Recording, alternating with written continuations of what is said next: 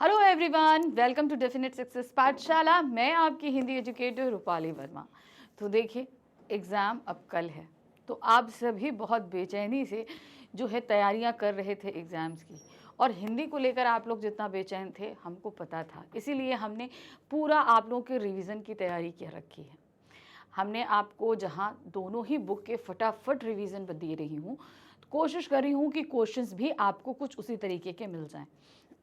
तो आपको यहाँ पर मोस्ट इम्पॉर्टेंट क्वेश्चन हैं, एक्सप्लेनेशन है, और साथ ही साथ मैंने आपका व्याकरण जितना भी है सब लाइव में आपको करा दिया है। तो चलिए, अभी आपकी एक बुक यानी कि क्षितिज का गद्य खंड बाकी था, जिसे मुझे आपको समझाना था। सॉरी, आपको पढ़ाते पढ़ाते हमारा भी गला बैठ रहा है। तो अब जो है ना, हमारे पास जो आज जो हम कराने जा रहे हैं, क्योंकि क्षितिज का जो काव्य खंड है वो तो आपको मिल चुका है, आपने देख लिया पूरे अच्छे से। पूरे 6 के 6 चैप्टर मैंने आपको एक ही शॉर्ट में एक्सप्लेन कर दिए और समझा दिए कि इन लाइंस में क्या क्या चीज़ें हैं, क्या क्या बताने की कोशिश की गई है। अब गद्य खंड में भी आपके पास में 6 चैप्टर हैं, तो इन 6 चैप्टर को हम फटाफट जो है अब पढ़ लेते हैं, क्योंकि इनमें भी हमें टाइम नहीं लगाना है। स्टोरी तो पता होनी ही चाहिए, क्योंकि डिटेल में तो हम पहले पढ़ा चुके हैं। अब हम शॉर्ट में आपको पढ़ा देते हैं ताकि आपका एक क्विक रिवीजन हो जाए। ठीक है, तो आज हम कर रहे हैं क्लास 10th हिंदी कोर्स ए की हमारी बुक है क्षितिज भाग 2। इसके गद्य खंड के जो 6 अध्याय हैं उनका एक क्विक रिवीजन, यानी कि फटाफट हम पूरा चैप्टर एक्सप्लेनेशन देखने वाले हैं वन शॉट मैराथन में।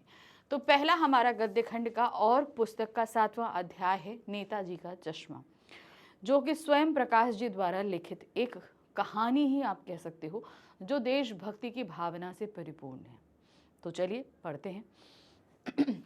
हालदार साहब को हर 15वें दिन कंपनी के काम से एक छोटे कस्बे से गुजरना पड़ता था।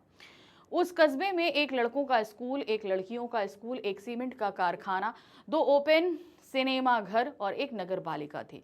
तो कस्बा ज़्यादा बड़ा नहीं है, वहाँ पर ये सारी चीज़ें। अच्छा, कस्बे का विवरण पे आधार पर आपसे एक प्रश्न आ सकता है, तो ये विवरण में आपको ये सारी चीज़ें वहाँ लिखनी पड़ेंगी कि उस कस्बे में क्या क्या है। ठीक है, नगर पालिका तो थी, कुछ ना कुछ करती ही रहती थी। अब चूंकि वहाँ नगर पालिका है तो कुछ करती रहती थी, कभी सड़कें पक्की करवाने का काम, तो कभी शौचालय, तो कभी कभी सम्मेलन करवा दिया। एक बार नगर पालिका के एक उत्साही अधिकारी ने मुख्य बाजार के चौराहे पर सुभाष चंद्र बोस की संगमरमर की प्रतिमा लगवा दी। अब नगर पालिका भाई काम करती थी, तो ये मूर्तियां वगैरह लगवाने का काम भी नगर पालिका द्वारा ही होता है। तो वहाँ के एक अधिकारी ने नेताजी सुभाष चंद्र की मूर्ति जो है वो कस्बे के मुख्य चौराहे पर लगवा दी। चूंकि बजट ज़्यादा नहीं था, इसलिए मूर्ति बनाने का काम कस्बे के इकलौते हाई स्कूल के शिक्षक को सौंपा गया। अब उनके पास बजट ज़्यादा नहीं था, तो ये काम किसको सौंप दिया गया? हाई स्कूल के शिक्षक को। ठीक है, मूर्ति सुंदर बनी थी, बस एक चीज़ की कमी थी, नेताजी की आंख पर चश्मा नहीं था। ठीक है, यही इस पूरी कहानी में चीज़ आ रही थी। एक सचमुच के चश्मे का चौड़ा काला फ्रेम मूर्ति को पहना दिया गया था। अब हर 15वें दिन हालदार साहब उस से गुजरते थे, तो उनकी जब नज़र पहली बार इस मूर्ति पर पड़ी थी, तो उसने मोटे फ्रेम वाला, काले फ्रेम वाला एक चश्मा पहने हुए नेताजी की मूर्ति को देखा था। जब हालदार साहब आए तो उन्होंने सोचा, वाह भाई, ये आइडिया ठीक है, मूर्ति पत्थर की और चश्मा जो है वो रियल। अब उन्होंने ये सोचा कि भाई ये तो बड़ी अच्छी बात है कि मूर्ति जो है वो कपड़े नहीं बदल सकती, कम से कम चश्मा तो बदल ही सकती है। तो ये ख्याल भी अच्छा है। अब उन्होंने इसके पीछे का रुख नहीं जाना था। जब पहली बार उन्होंने देखा तो उन्होंने यही सोचा। दूसरी बार जब हालदार साहब आए तो उन्हें मूर्ति पर तार के फ्रेम वाला गोल चश्मा लगा। अब 15 दिन आते थे, तो पहले दिन देखा तो मोटे फ्रेम वाला चौको चश्मा था, दूसरी बार आए तो पतले फ्रेम वाला गोल चश्मा था, तीसरी बार उन्होंने फिर नया चश्मा देखा। यानी कि हर 15 दिन में जब वो गुजर रहे हैं, तो हर बार मूर्ति पे वो चश्मा को बदलता हुआ देख रहे हैं। इस बार वे पान वाले से पूछ बैठे। अब भाई बार बार चश्मा बदल रहा, तो हमारे अंदर भी जिज्ञासा जाग जाती है कि भाई ऐसे कैसे है कि मूर्ति चश्मा बदल रही है। तो उस चौराहे पर एक पान वाले की दुकान थी, जहां पर जो है हालदार साहब रुक कर पान खाते थे। अब उन्होंने उसी पान वाले से पूछ लिया, क्या नेताजी का चश्मा हरदम बदल कैसे जाता है? पान वाले ने बताया कि यह काम कैप्टन चश्मे वाले का है। हालदार साहब को समझते देर न लगी कि बिना चश्मे वाली मूर्ति कैप्टन को खराब लगती होगी, इसीलिए उसने उपलब्ध फ्रेम में से एक को वह नेताजी की मूर्ति पर टिका देता होगा। तो जैसे ही उसने पान वाले ने बताया कि भाई कैप्टन लगा देता है, तो उन्होंने ये सोचा कि भाई नेताजी की मूर्ति बगैर चश्मे के उससे बुरी लगती होगी, तो उसके पास जो फ्रेम उपलब्ध रहता होगा वो लगा देता है। जब कोई ग्राहक वैसे ही फ्रेम की मांग करता जैसे कि मूर्ति पर लगा है, तो वह उसे मूर्ति से उतार कर ग्राहक को दे देता और मूर्ति पर नया फ्रेम लगा देता होगा। क्योंकि मूर्ति बनाने वाला मास्टर चश्मा भूल गया। तो ये सारी बात उन्हें कौन बता रहा है? पान वाला बता रहा है कि भाई ये मूर्ति बनाई, लेकिन मूर्तिकार जो है वो नेताजी की मूर्ति पे चश्मा बनाना भूल गया। तो भाई ये कैप्टन जो चश्मे वाला है, ये चश्मे बेचता है, तो ये अपने चश्मे लगा देता है। अब इस बारे में हमारे हालदार साहब सोचने लगे कि भाई वो क्यों लगा देता होगा, मे बी वो चश्मा बेचता है। तो जैसा चश्मा नेताजी पर लगा हुआ है, किसी को ऐसा चश्मा चाहिए होता होगा, तो वो मूर्ति से माफी मांगते हुए चश्मे को उतारता होगा, वो ग्राहक को दे देता होगा और इसकी जगह उसके पास जो फ्रेम उपलब्ध रहता होगा वो चश्मा वो लगा देता होगा। ये बात कौन सोच रहा है? हालदार साहब सोच रहे हैं। हालदार साहब ने पान वाले से जानना चाहा कि कैप्टन चश्मे वाला नेताजी का साथी है या आजाद हिंद फौज का कोई सिपाही। पान वाला बोला कि वह लंगड़ा क्या फौज में जाएगा, वह पागल है इसलिए ऐसा करता है। अब उन्होंने बोला कि भाई जो व्यक्ति नेताजी की मूर्ति पे चश्मा लगा रहा है, तो भाई वो भी कोई देशभक्त ही होगा।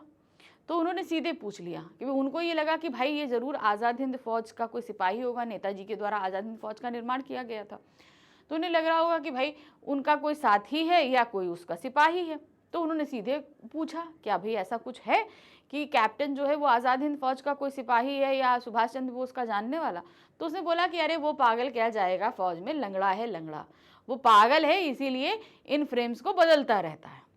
अब इस तरह का पान वाले का कहना हालदार साहब को बिल्कुल पसंद नहीं आया, क्योंकि उनकी नज़र में कैप्टन अभी तक एक देश प्रेमी था, क्योंकि वो नेताजी की मूर्ति पर चश्मा बदल रहा था। और पान वाला इस तरीके से कैप्टन की मजाक उड़ाए, ये उन्हें बिल्कुल पसंद नहीं था। हालदार साहब को एक देशभक्त का मजाक बनते देखना अच्छा नहीं लगा। कैप्टन को देखकर उन्हें आश्चर्य हुआ, चूंकि वह एक बूढ़ा मरियल लंगड़ा सा आदमी था जिसके सिर पर गांधी टोपी तथा चश्मा था। उसके एक हाथ में एक छोटी सी संदूक, दूसरे हाथ में एक बांस पे टंगे ढेरों चश्मे थे।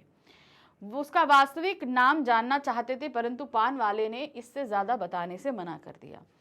अब भाई जब पान वाला हंसने लगा तो हालदार साहब को भाई बहुत गुस्सा आया।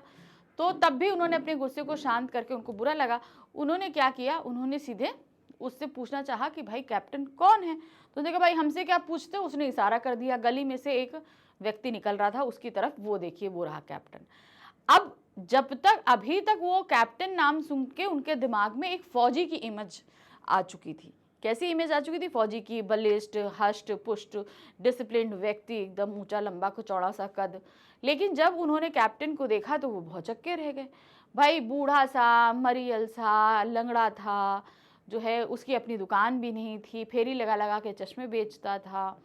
तो इस तरह का व्यक्ति देखकर वो खुद अचंभित रह गए, क्योंकि उनके दिमाग में जो एक रूप था कैप्टन का, ये बिल्कुल उससे विपरीत था कैप्टन। 2 साल के भीतर हालदार साहब ने नेताजी की मूर्ति पर कई चश्मे लगते हुए देखे। अब हर 15 दिन में वहां से गुजरते और हर बार नए नए चश्मे लगे होते। अब ये नेताजी हालदार साहब को भी अच्छा लगता। 2 साल तक वो गुजरते रहे और वहां पर चश्मे बदलते रहे, वो देखते रहे। एक बार जब हालदार साहब कस्बे से गुजरे तो मूर्ति पर कोई चश्मा नहीं था। अब भाई 2 साल से तो लगातार देख रहे थे और हर बार वो आते, चश्मा देखते, पान खाते और चले जाते थे। लेकिन एक बार ऐसा हुआ कि जब वो वहां आए तो मूर्ति पे चश्मा नहीं था। वो रीजन पूछते भी किससे, क्योंकि आसपास की सारी दुकानें बंद थी। पूछने पर पता चला, अब चूंकि उस दिन तो इनको नहीं पता चल पाया, क्योंकि वहां पर रुके कि भाई चलो मूर्ति पे चश्मा नहीं है, तो देखा सारी दुकानें बंद है, तो उन्होंने कहा होगा कोई रीजन, वो आगे चले गए। फिर 15 दिन बाद आए तो फिर मूर्ति पे चश्मा नहीं था। तो इस बार वो रुक के पान वाले के पास इसका रीजन जानने के लिए रुक गए कि भाई 2 साल से तो चश्मा लग रहा था, अब चश्मा क्यों नहीं है। तो जानने पर पता चला कि कैप्टन मर गया। उन्हें बहुत दुख हुआ। अब उन्हें जाना कैसे कि भाई वो पान वाले से पूछे। वो पान वाला जो कभी उसका मजाक उड़ाता था, आज वो ये बताते हुए रो रहा था कि कैप्टन मर गया। तो ये बात जो है बताते बताते जहां पान वाले की आंखों में आंसू आ गए थे, वहीं कैप्टन को, हालदार साहब को भी इसका बहुत अफसोस हुआ। 15 दिन बाद कस्बे से गुजरे तो सोचा कि वहां नहीं रुकेंगे, पान नहीं खाएंगे, मूर्ति की ओर नहीं देखेंगे। अब चूंकि कैप्टन के मर जाने का अफसोस भी था, नेताजी की मूर्ति बगैर चश्मे के अच्छी भी नहीं लग रही थी, इसलिए जब इनको पता चला कि कैप्टन मर गया तो उसके 15 दिन बाद फिर से जब वो इस कस्बे से गुजरने लगे तो उन्होंने ये डिसाइड किया कि आज वो पान नहीं खाएंगे, वो चौराहे पे नहीं रुकेंगे, मूर्ति की तरफ नहीं देखेंगे। तो चौराहे पर ड्राइवर को गाड़ी रोकने से भी उन्होंने मना कर दिया कि आज बहुत सारा काम है, सीधे चलना, चौराहे पर मत रुकना। ये बात उन्होंने ड्राइवर को बोल दी थी। परंतु आदत से मजबूर हालदार साहब की नजर चौराहे पर आते ही ये आंखें मूर्ति की ओर उठ गई। जैसे ही चौराहे पे आए उनकी आंखें अपने आप मूर्ति पर, वो आदत थी, इतने 2 साल से बनी हुई थी, हो गई। वे की ओर उठ गई। वे जीप से उतरे और मूर्ति के सामने जाकर खड़े हो गए। अब क्या हुआ, आदत से मजबूर उनकी नजरें कहाँ चली गई, वो चली गई सामने मूर्ति पर। अब वो बेचारे जैसे ही उन्होंने देखा, ड्राइवर से तो पहले ही बोल चुके थे कि भाई रुकना नहीं, वो अपनी स्पीड पे चल रहा था। इन्होंने बोला गाड़ी रोको, गाड़ी रुकती, इतनी तेज ब्रेक लगा कि उसकी आवाज से सब आसपास वाले लोग इधर देखने लगे। ब्रेक लगता, वो रुकते, गाड़ी रुकने से पहले ही वो जीप से कूदे और तेज तेज कदमों में चलकर वो नेताजी की मूर्ति के सामने पहुंच गए। मूर्ति की आंखों पर सरकंडे से बना हुआ छोटा सा चश्मा था, जैसे बच्चे बना लेते हैं। यह देखकर हालदार साहब की आंखें नम हो गई। वो मूर्ति के सामने जाकर खड़े हो गए और उन्होंने देखा क्या कि नेताजी की मूर्ति पर सरकंडे से बना हुआ एक चश्मा था। जैसे बच्चे खेल खेल में सरकंडे को मोड़ मोड़ के बहुत सारी आकृतियां बनाते हैं, वैसी ही आकृति से उन्होंने उस सरकंडे से एक चश्मा बनाया और जिसे नेताजी की मूर्ति पर लगा दिया।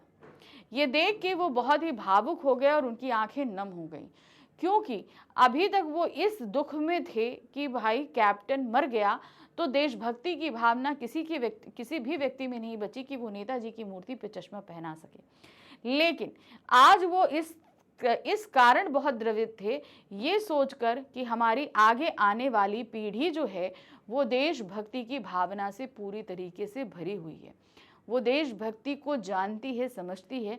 इसीलिए उन्हें जब नेताजी की मूर्ति बगैर चश्मे के दिखी तो वो उसे बर्दाश्त न कर पाए और अपना जितनी क्षमता थी उससे उन्होंने चश्मा बनाकर लगा दिया। तो ये एक कहानी थी जिस पर हमने देखा जो देश प्रेम की भावना से लिखी गई थी और हमारे अंदर देश प्रेम की भावना को जागृत करती है। ठीक है, अब हमारे पास गद्यखंड का दूसरा अध्याय है बाल गोविंद भगत।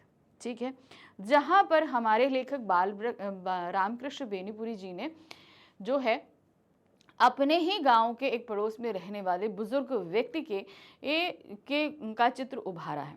किस तरीके से वो बुजुर्ग व्यक्ति जो हैं बाल गोविंद भगत जी, जो एक गृहस्थ व्यक्ति होते हुए भी एक साधु जैसा व्यवहार रखते थे, तो उनके व्यक्ति चित्र से वो काफ़ी प्रभावित थे, इसीलिए उनके बारे में हमें यहाँ पर बताया है। चलिए देखिए क्या है पाठ का सार। बाल गोविंद भगत मंझौले कद के गोरे चिट्टे आदमी थे। उनकी उम्र 60 वर्ष से ऊपर थी और बाल पके हुए थे। तो उनका जैसे था मीडियम हाइटेड, मंझौले कद मतलब मीडियम हाइटेड थे, गोरे चिट्टे खूब थे, उम्र करीबन 60 वर्ष की होगी और बाल सारे पक चुके थे, यानी कि उनके पूरे सफ़ेद बाल थे। वे लंबी दाढ़ी नहीं रखते थे और कपड़े बिल्कुल कम पहनते थे। दाढ़ी उनकी नहीं थी, कम कपड़े पहनते थे, यानी कि सिर्फ लंगोट पहनते थे। ठंड में वो सिर्फ एक कंबल ले लिया करते थे। कमर में लंगोटी पहनते और सिर पर कबीर पंथी की सी कनफटी टोपी लगाते थे, जो कान के पास से थोड़ा स्लिटेड आउट होती है, उस तरह की वो टोपी पहनते थे।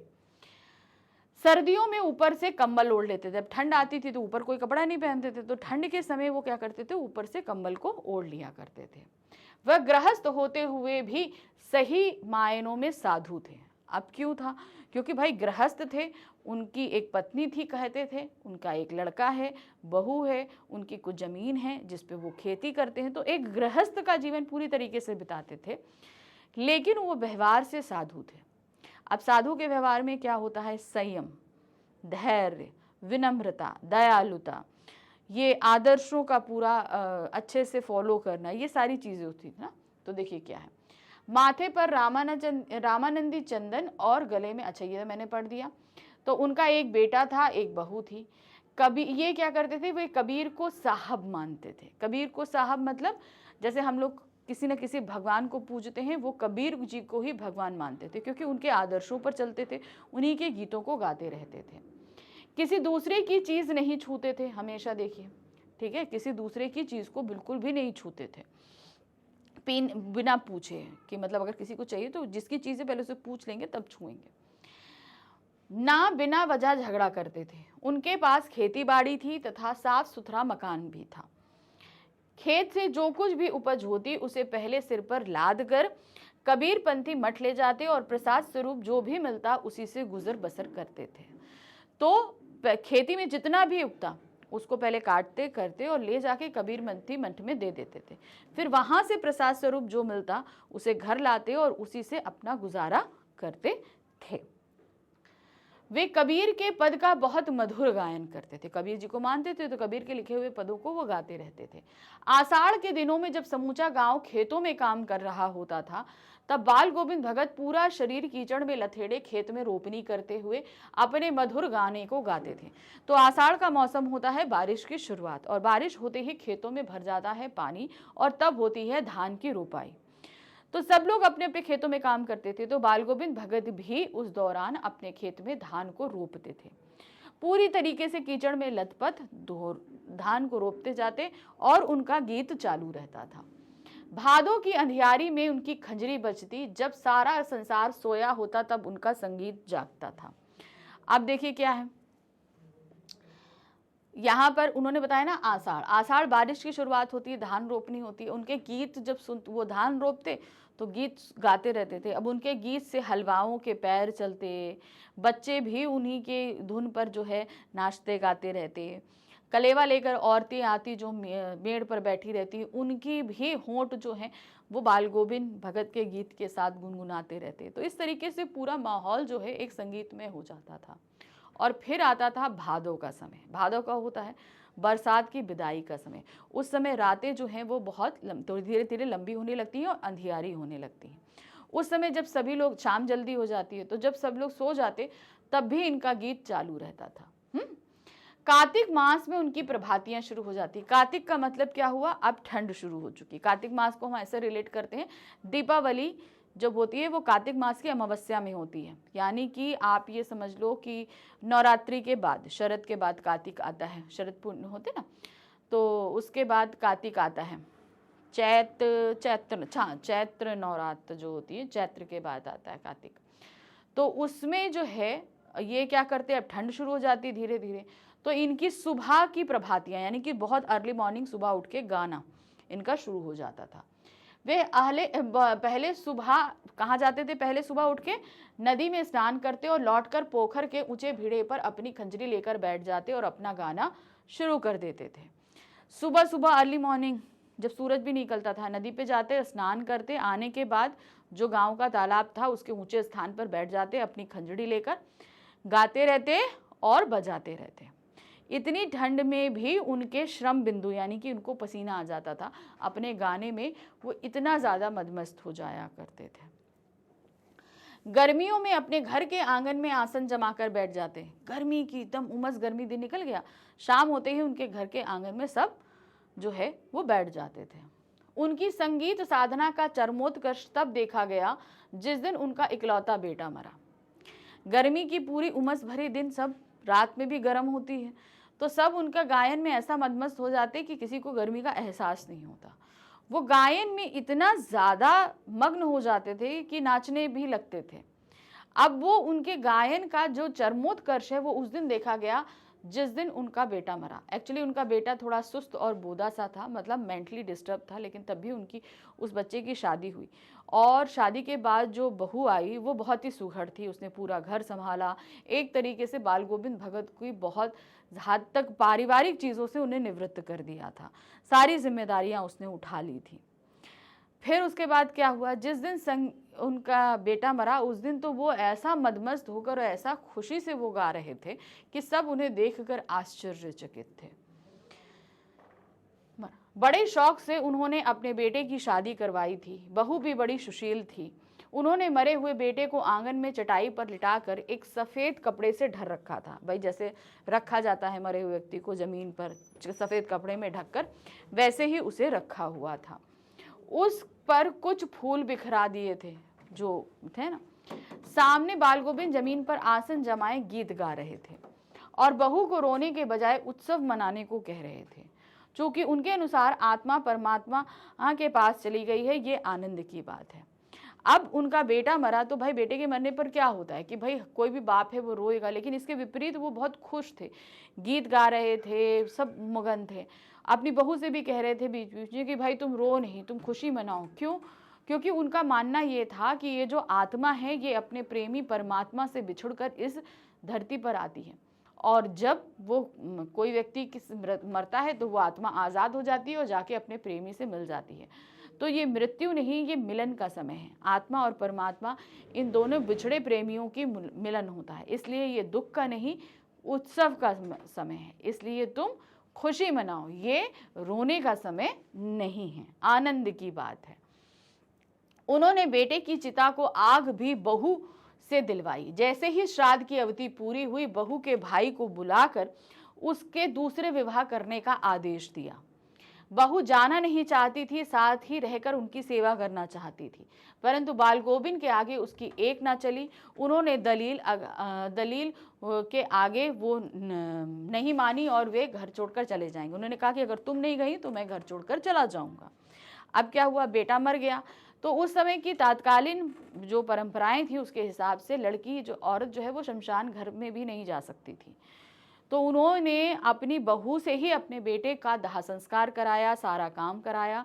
15 दिन के श्राद्ध के बाद जो समय पीरियड होता है उसके बाद जो है उन्होंने बहू के भाई को बुलाया और कहा इसको ले जाओ और इसका दूसरा विवाह कर देना। अब बहू क्या है, वो अपने ससुर को छोड़ के जाना नहीं चाहती। कहती भाई आप बहुत बुजुर्ग हैं, मैं चली जाऊंगी तो आपके खाने पीने का ठिकाना नहीं रहेगा, बीमार पड़ जाओगे तो पानी कौन देगा, मैं यहीं रह के आपकी सेवा करना चाहती हूँ। लेकिन बाल गोविंद भगत ये जानते थे कि इसकी उम्र अभी बहुत कम है, विधवा रहकर जीवन बिताना आसान नहीं होगा, इसलिए उन्होंने ये ठान लिया कि तुम्हें तो जाना पड़ेगा। तो उन्होंने कहा कि तुम यहाँ मुझे मेरी देखभाल करने के लिए रुकना चाहती हो, अगर तुम नहीं गई तो मैं ही ये घर छोड़कर चला जाऊंगा। तो उन्होंने दलील ऐसी रख दी कि बेचारी बहू को अपने भाई के साथ अपने मायके जाना पड़ा। अब यहाँ पर बाल गोविंद भगत का एक स्वरूप ये भी सामने आया कि वो कबीर दास की तरह ही जो रूढ़ियाँ और परंपराएं थी उनका खंडन करते थे। यानी कि उन्होंने उस समय विधवा विवाह और औरत द्वारा दाह संस्कार कराने की जो परंपरा है, इन दोनों को ही मान्य किया कि ठीक है, जो है आप औरत नहीं करती है लेकिन मैं एक औरत से ही करवाऊंगा। तो उस समय की परंपराओं का उन्होंने खंडन किया। बाल गोविंद भगत की मृत्यु भी उनके अनुरूप ही हुई। बहू चली गई। अब बहू के जाने के बाद भाई ये कहाँ अपने खाने पीने में ध्यान रखने वाले, वही हुआ। वे हर वर्ष गंगा स्नान को जाते। गंगा 30 कोस दूर पड़ती थी, फिर भी वे पैदल जाते, घर से खाकर निकलते तथा वापस आकर ही खाते थे, बाकी दिन उपवास पर। किंतु अब उनका शरीर बूढ़ा हो चुका था। इस बार लौटे तो तबीयत खराब हो चुकी थी, किंतु वे नेम व्रत छोड़ने वाले न थे। वही पुरानी दिनचर्या शुरू कर दी। लोगों ने मना किया परंतु वे टस से मस न हुए। एक दिन संध्या में गाना गाया परंतु भोर में किसी ने उनका गीत नहीं सुना। जाकर देखा तो पता चला बाल गोविंद भगत नहीं रहे। अब क्या हुआ, बहू चली गई थी तो खाने पीने का तो ऐसे ही नहीं, अब बुजुर्ग तो हो ही चुके थे। तो भाई अब जो है ना, गंगा स्नान जाते थे, गंगा स्नान जाने में 4 से 5 दिन लगते थे जाना और आना। रास्ते में कुछ नहीं खाते, जो खाकर निकलते तो वापस आकर ही खाते। इस बार भाई शरीर बुजुर्ग हो चुका था, इतना एक्सर्शन झेल नहीं पाया, लौट के आए, बीमार पड़ गए। तो अब क्या भाई, तो भैया थोड़े अपने नियम कायदों में फ़र्क। बहुतों ने समझाया कि भाई सुबह सुबह उठ के जो आप इतनी दूर जा रहे हैं नदी में स्नान करने, फिर इतना करते हैं, मत करिए, आराम से उठिए, नहीं जल्दी इतनी सुबह उठिए। लेकिन वो मानने वाले नहीं, अपने सारे नियमों को वैसे ही फॉलो करते रहे। फिर एक दिन शाम को तो उन्होंने गाना गाया, लेकिन सुबह किसी को भी भगत जी का गाना सुनाई नहीं दिया। सब भाई परेशान हुए, गए उनके घर, देखा वो मरे पड़े हुए थे। यानी कि जिस तरीके से उन्होंने सादगीपूर्ण अपना जीवन जिया, उनकी मृत्यु भी उसी तरीके से एकदम सादगीपूर्ण ढंग से हुई। चलिए अब हम आ गए अपने तीसरे पार्ट में। तीसरा पार्ट हमारे पास में क्या है, लखनवी अंदाज। लखनवी अंदाज में क्या दिया गया है कि हमारे लेखक जो यशपाल जी हैं वो कहाँ चले गए भाई, वो बैठे ट्रेन में जहाँ से उनकी मुलाकात हुई एक नवाब साहब से। तो उस इंसिडेंट के साथ उनका बहुत ही अच्छा जो है वो अनुभव रहा, उसे उन्होंने हम लोगों के साथ शेयर किया। देखें क्या दिया गया है, लेखक को पास में ही कहीं जाना था, हमारे लेखक यशपाल जी को। लेखक ने यह सोचकर सेकंड क्लास का टिकट लिया कि उसमें भीड़ कम होगी, वे आराम से खिड़की से प्राकृतिक दृश्य देखते हुए किसी नई कहानी के बारे में सोच सकेंगे। तो भाई पास ही जाना था, तो उन्होंने कहा कि चलो सेकंड क्लास का टिकट ले लेते हैं, वहाँ जाएंगे, भीड़ नहीं होगी, आराम से खिड़की के पास बैठेंगे, बाहर के नज़ारे लेंगे, और चूंकि हम लेखक हैं तो कुछ नई कहानी के बारे में भी सोच लेंगे, क्योंकि भाई भीड़ रहती है तो हम सोच नहीं सकते हैं, ज़्यादा शोर होता है तो हम सोच नहीं पाते। तो उन्होंने कहा कि चलो भाई कोई नहीं रहेगा, आराम से हम सोचेंगे। पैसेंजर ट्रेन खुलने को थी, लेखक दौड़कर एक डिब्बे में चढ़े, परंतु अनुमान के विपरीत उन्हें डिब्बा खाली नहीं मिला। अब उन्होंने तो ये सोचकर टिकट लिया था कि भाई डिब्बा खाली होगा। जैसे ही ट्रेन खुली वो दौड़कर सेकंड क्लास के डिब्बे में चढ़े। अब विपरीत, वहाँ पर कोई मौजूद था। वहाँ पर जब वो पहुँचे तो सामने सीट पर एक सफ़ेद पोश सज्जन थे। सफ़ेद पोश सज्जन का मतलब एक हमारे नवाब साहब बैठे हुए थे। उनके डिब्बे में पहले से ही लखनऊ की नवाबी नस्ल के एक सज्जन पालथी मारे बैठे थे, यानी कि नवाब ही लग रहे थे वो लखनऊ के। उनके सामने 2 ताजे चिकने खीरे तौलिए पर रखे थे। क्या हुआ था, 2 ताजे खीरे तौलिए पर रखे हुए थे।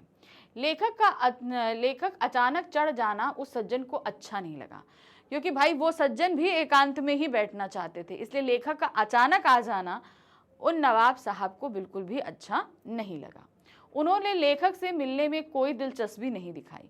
भाई जैसे हमसे कोई हमारे सामने, मान लीजिए मैं हूँ और आप हैं, उसके बावजूद हम आपसे बात न करें तो कैसा खराब लगेगा। तो वही चीज़ हुई, नवाब साहब ने हमारे लेखक से कोई भी दिलचस्पी नहीं दिखाई, ना हाय ना हेलो ना एक मुस्कुराहट, कुछ नहीं, इवन हमारे लेखक की तरफ देखा तक नहीं।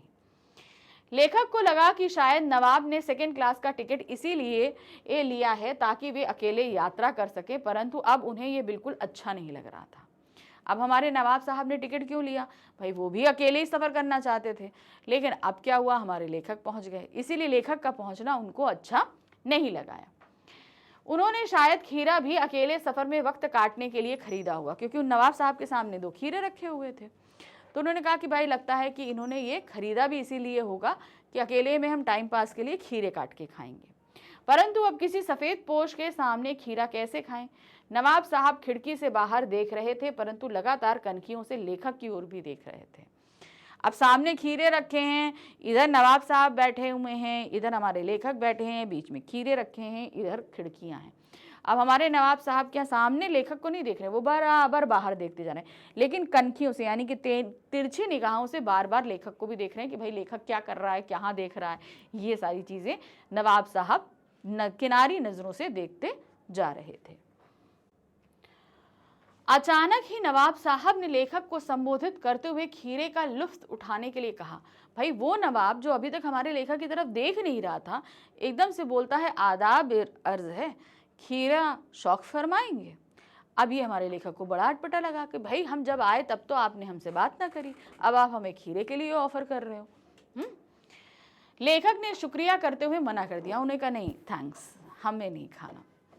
नवाब ने बहुत ढंग से खीरे को धोकर छीले, काटे और उसमें जीरा, नमक, मिर्च बुरक कर तौलिए पर सजाते हुए उन्हें रखा। उन्होंने भाई जब हमारे लेखक ने मना कर दिया तो नवाब साहब ने क्या किया, भाई खीरे को खिड़की के बाहर ले जाकर धोया, उसे पोंछा, छीला, उसका सर काटा, उसको घिस के फिर उसकी लंबी लंबी फाँकें काटी, तौलिए पे सजाया, उस पर नमक, मिर्च, जीरा अच्छे से छिड़का, वो पानी पानी सी हो गई। अब ये सब देख के हमारे लेखक के मुंह में भी पानी आ गया वो चमकती हुई फाँकों को देखकर। लेकिन अब हमारे लेखक तो मना कर चुके थे। अब नवाब साहब ने तो पूरा काट लिया, खीरा काट लिया अच्छे से। अब उन्होंने फिर से हमारे लेखक को ऑफर किया। ठीक है, देखिए क्या है, खाने तौलिए से सजे हुए पुनः लेखक से खाने को कहा कि भाई पहले लेखक ने मना कर दिया, अब उन्होंने सारा खीरा काट लिया तो नवाब साहब ने फिर से ऑफर किया कि लीजिए शौक फरमाइए। किंतु वे एक बार मना कर चुके थे, इसलिए आत्मसम्मान बनाए रखने के लिए दूसरी बार पेट खराब होने का बहाना बता दिया। उन्होंने कहा कि भाई ये होता तो बड़ा लजीज है पर मैदे पर थोड़ा शकील पड़ जाता है, यानी कि हम इसको खाते हैं तो पेट भारी हो जाता है, यानी कि मेरी तबीयत ठीक नहीं है, मैं नहीं खाऊंगा। लेखक ने अब चूंकि एक बार मना कर चुके थे तो इच्छा होने के बावजूद भी वो दोबारा मना कर देते हैं कि हम नहीं खाएंगे। लेखक ने मन ही मन सोचा कि मियाँ रईस बनते हैं लेकिन लोगों की नज़र से बच सकने के ख्याल में अपनी असलियत पर उतर आए हैं। अब लेखक ये चीज़ सोच रहे हैं, लेखक मन में क्या सोच रहे हैं कि भाई अपने आप को बड़ा रईस बनते हैं, नवाब बन रहे हैं, लेकिन भाई लोगों की नज़रों से बचने के लिए इन्होंने फर्स्ट क्लास के बजाय सेकंड क्लास का टिकट खरीदा कि यहाँ पर इत्मीनान में बैठ कर वे एक तुच्छ सा फल खीरा आराम से खा सकें। ठीक है, तो ये उनकी दिखावटीपन के बारे में बात कर रहे थे। नवाब साहब खीरे की एक एक फाँक को उठाकर होंठों तक ले गए और उनको सूंघा। खीरे के स्वाद का आनंद में उनकी पलकें मुंद गईं, मुंह में आए पानी का घूंट गले में उतर गया। तब नवाब साहब ने फाँक को खिड़की के बाहर छोड़ दिया। अब देखिए, इतनी तैयारी करके उन्होंने खीरे को काटा, छीला, सब कुछ किया, उठाया, सूंघा, आंखें बंद करके उसका पूरा स्वाद लिया और जो मुंह में पानी आया उसको अंदर उतारा और फिर उन्होंने वो खीरा ले जाकर खिड़की के बाहर फेंक दिया। ठीक है, अब क्या हुआ, इसी प्रकार एक एक करके फाँक को उठाकर सूंघते और फेंकते गए। मतलब जितना उन्होंने खीरा सारा काटा था सब उठाते, सूंघते और खिड़की के बाहर फेंक देते। उन्होंने सारा खीरा इसी तरीके से फेंक दिया। सारे फाँकों को फेंकने के बाद उन्होंने तौलिए से हाथ और होंठ पोंछा, फिर गर्व से लेखक की ओर देखा और इस नायाब इस्तेमाल से थककर लेट गए। मतलब अब उन्होंने ये काम क्यों किया, इस पर आपके पास प्रश्न भी आएगा। रीजन क्या है, एक साधारण व्यक्ति के सामने एक नवाब जो है वो खीरा खाए, वो भी एकदम तुच्छ सा फल है, एक नवाब के लिए तो तुच्छ सा फल है, और वो साधारण आदमी उस फल को खाने के लिए मना कर चुका, तो ये उनकी नवाबी शान के खिलाफ था। तो इस तरीके से फाँकों को फेंक देने से वो अपनी झूठी शान को प्रदर्शित कर रहे थे। अब इसको कैसे इन्होंने पुख्ता किया, देखिए, जब उन्होंने सारी फाँकें फेंक दी तो बड़े गर्व से जो है वो लेखक की तरफ देखते कि भाई लेखक से क्या बोलते कि भाई खीरा होता बड़ा लजीज है पर मैदे पर होता शकील है, यानी कि हम खा लेते तो हमारा पेट भी गड़बड़ हो जाता। ये सारा करने के बाद वो आराम से हाथ पोंछकर ऐसे लेटे जैसे लगता है ये सारा काम करने में वो बेइंतहा थक गए। तो इससे जो है एक नवाब की जो है नज़ाकत का पता चलता है कि भाई वो कितने नाजुक होते हैं। लेखक ने सोचा कि खीरा इस्तेमाल करने से क्या पेट भर सकता है, जिस तरीके से यहाँ पर खीरा खाया गया, यानी कि खाया तो गया ही नहीं, सूंघकर फेंका गया। अब नवाब साहब लेटे, उसके बाद उन्होंने एकदम भरे पेट की डकार ली, जैसे हम खाना खाते हैं, खाना खाने के बाद जो बर्ब आती है ना, उस तरह का उन्होंने बर्ब लिया, डकार लिया। अब लेखक ये सोचे कि भाई जिस व्यक्ति ने खीरे के इतना सा भी पीस नहीं खाया, बिना खाए पेट कैसे भर सकता है, और वो भी इससे भरे पेट की डकार कैसे ले सकता है। लेखक सोचने लगे। तो क्या हुआ, तभी नवाब साहब ने डकार ली और बोले, खीरा होता लजीज पर पेट पर बोझ डाल देता है। यह सुनकर लेखक ने सोचा कि जब खीरे की गंध से ही पेट भर जाने से डकार आ जाती है तो बिना विचार घटना और पात्रों के इच्छा मात्र से नई कहानी बन सकती है। तो उन्होंने ये एक तरीके से व्यंग किया है कि यानी कि अगर सिर्फ सूंघ कर पेट भरा जा सकता है, अगर ये पॉसिबल है, तो मतलब कोई कहानी हम बिना घटना और पात्र के भी लिख सकते हैं। तो यहाँ पर थोड़ी सी उल्टी विपरीत बात करी गई है। कहने का मतलब है, देखिए, कोई भी कहानी बिना घटना या पात्र के लिख पाना मुश्किल ही नहीं, इम्पॉसिबल है। कोई कहानी बन ही नहीं सकती। जिस तरीके से इस तरीके कहानी लिख पाना इम्पॉसिबल है बिना घटना और पात्र के, उसी तरीके से जिस प्रकार ने नवाब साहब ने खीरे का रसास्वादन किया सिर्फ सूंघ कर, उस तरीके से पेट भर पाना भी इम्पॉसिबल है। यानी कि नवाब साहब सिर्फ अपनी झूठी शान दिखाकर उसको साबित करने की कोशिश यहाँ पर कर रहे थे। इसीलिए इस कहानी का नाम क्या रखा गया है, लखनवी अंदाज। ठीक है, कि लखनऊ के नवाब जो हैं वो अपनी झूठी आन बान शान को बनाए रखने के लिए क्या क्या करते हैं। चलिए, अब हमारे पास में आ गया है हमारा चौथा चैप्टर, एक कहानी यह भी।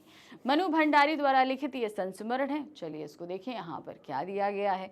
यहाँ पर जो मनु भंडारी जी हैं, उन्होंने जिनसे उनकी याद आई तब से उन्होंने अपने पिताजी, अपनी प्राध्यापिका, अपनी माताजी, अपने स्वतंत्रता आंदोलन में भाग लेने वाली बात जो है, उन्हें जो थी याद थी, वो सभी इस पाठ में हमें बताई हैं।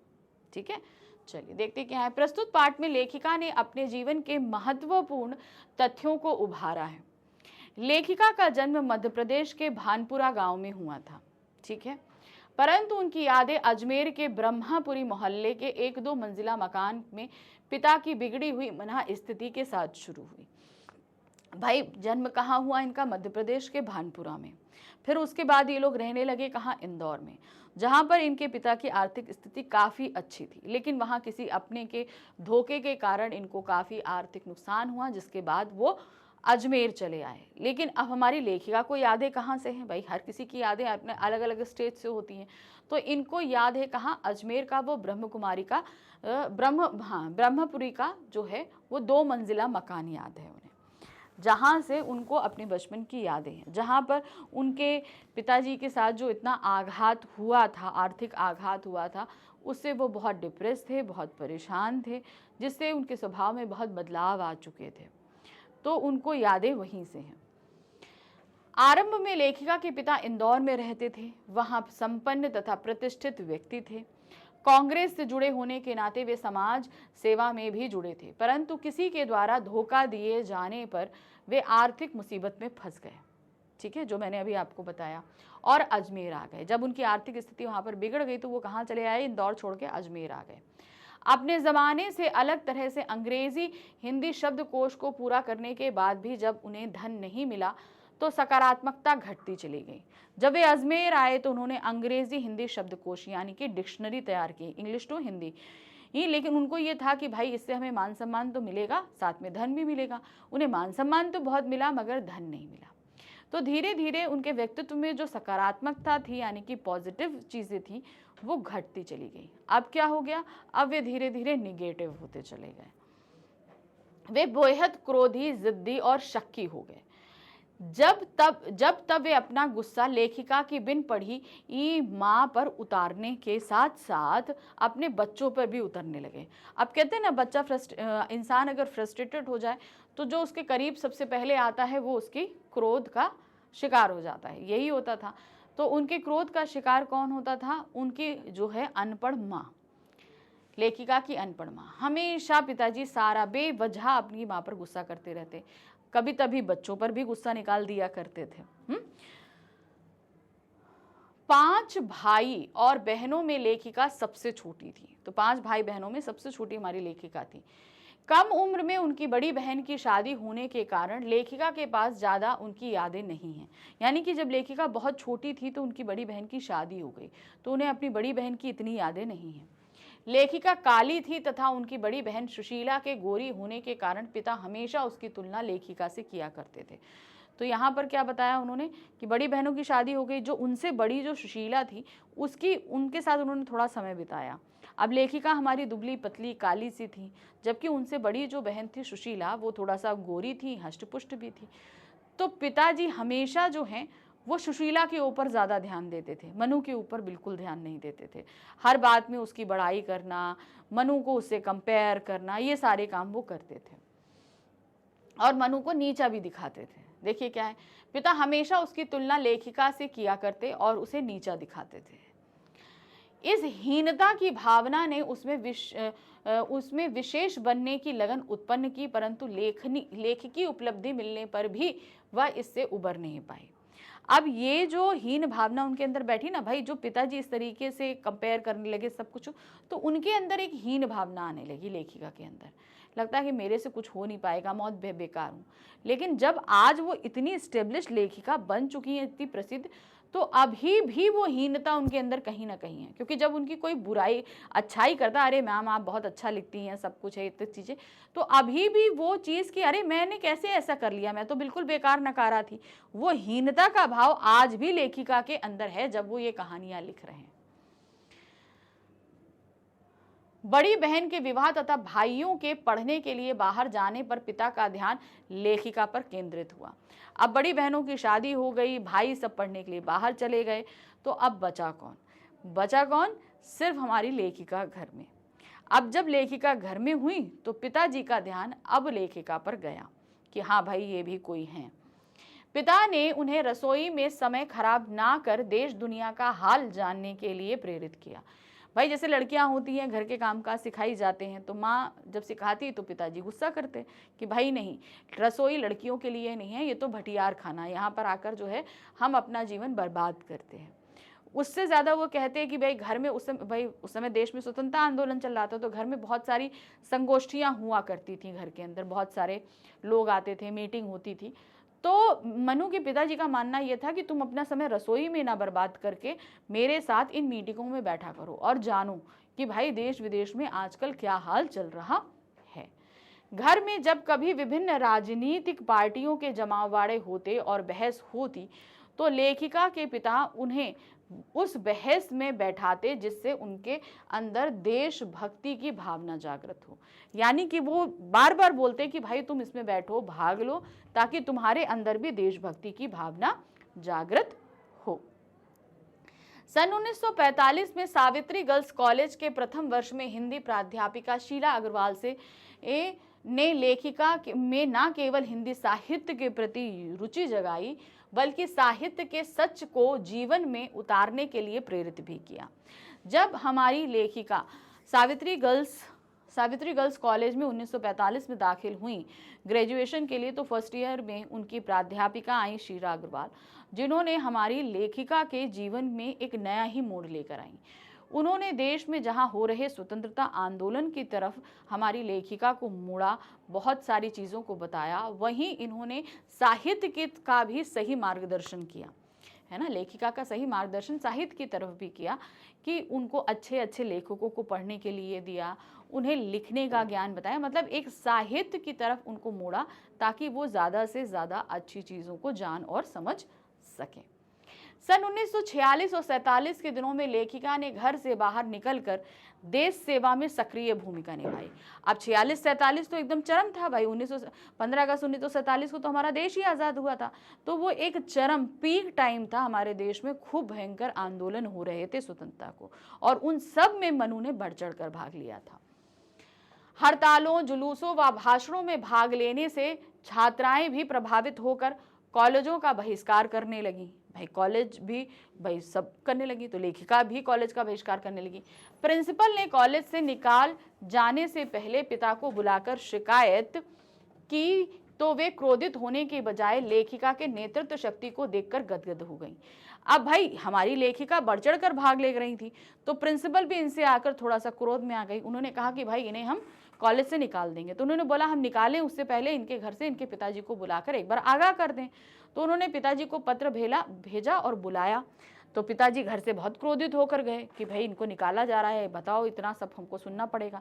जब वहाँ पर गए तो उन्होंने जब सारी बात ये सुनी कि भाई किस तरीके से लेखिका का दबदबा है कॉलेज में, कि वो एक आवाज़ उठाती है, सारी लड़कियां कॉलेज छोड़कर हड़ताल के लिए खड़ी हो जाती हैं, पूरा कॉलेज उसके इशारों पर चल रहा है, तो ये सुनकर वो बहुत ज़्यादा गर्व महसूस करने लगी। अरे जो मान और प्रतिष्ठा वो चाहते थे, आज मनु उन मान और प्रतिष्ठा उस दबदबे के साथ समाज में खड़ी थी। तो ये सुनकर वो बहुत प्रसन्नचित्त हुए। प्रिंसिपल ने कॉलेज से निकाले जाने से पहले पिता को बुलाकर शिकायत की, तो वो क्रोधित होने की बजाय लेखिका के नेतृत्व शक्ति को देखकर गदगद हो गए।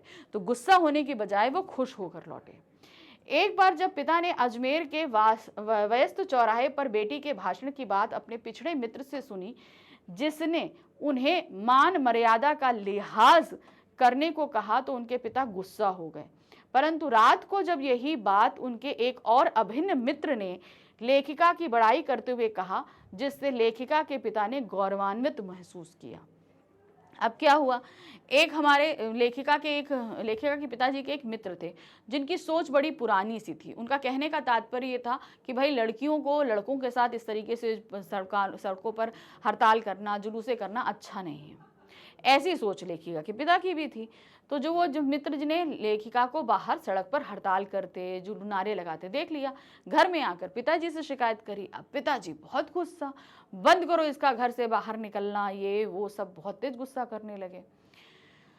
फिर शाम को फिर उनके एक और मित्र आए, जो कि पूरे शहर के बहुत ही सम्माननीय व्यक्ति थे।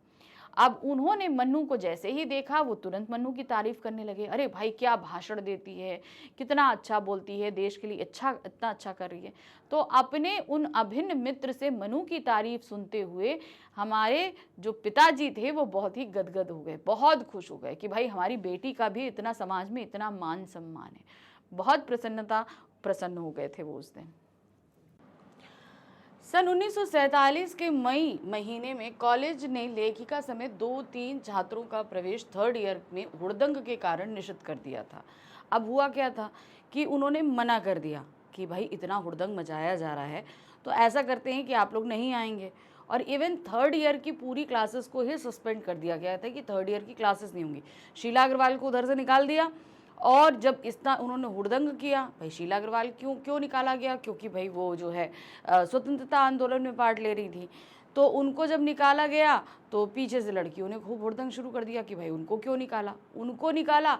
तो यहाँ कॉलेज ने थर्ड ईयर की क्लासेस ही पूरी सस्पेंड कर दी। ठीक है, छात्रों का प्रवेश किया और हुड़दंग के कारण निषिद्ध कर दिया। ठीक है, परंतु लेखिका और उनके मित्रों ने बाहर भी इतना हुड़दंग मचाया कि आखिर उन्हें प्रवेश लेना पड़ा। अब क्या हुआ कि भाई थर्ड ईयर की क्लासेस बंद कर दी गई बच्चों के, तो अब उन्होंने फिर से और उधंग किया। तो आखिरकार कॉलेज को क्या हुआ, वो थर्ड ईयर की क्लासेस फिर से खोलनी पड़ी। अब ये खोलने की खुशी जो है वो लेखिका मना नहीं पाई। इसका रीज़न क्या था, देखिए, यह खुशी लेखिका को उतना खुश ना कर पाई जितना आज़ादी की खुशी ने दी। उन्होंने इसे शताब्दी की सबसे बड़ी उपलब्धि बताया।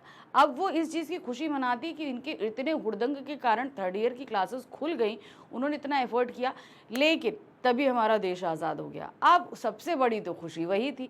तो उसके बीच में कहीं ना कहीं थर्ड ईयर खुल जाने की खुशी दबके रह गई।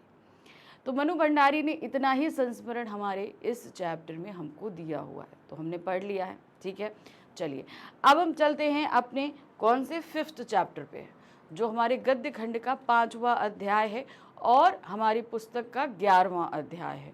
कौन सा, नौबत खाने में इबादत। इस पाठ में उस्ताद बिस्मिल्लाह अली खां के बारे में बताया गया है। उनके जन्म से लेकर उनके कार्य, उनके सोच, उनके व्यक्तित्व, उनकी परंपराओं, रीति, उनकी विचार, उनकी उपलब्धियों, उनके शौक, सब चीज़ों के बारे में इस चैप्टर में बताया गया है।